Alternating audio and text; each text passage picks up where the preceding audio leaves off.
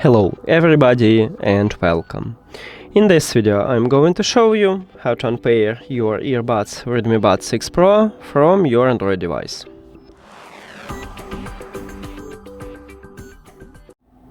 You have to start by open Settings and then go to Connected Devices or Bluetooth.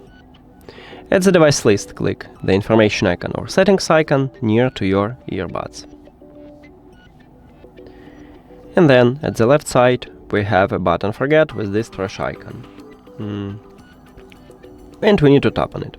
But maybe you want to only stop Bluetooth connection with these earbuds and leave it at the device list, then you need to select Disconnect.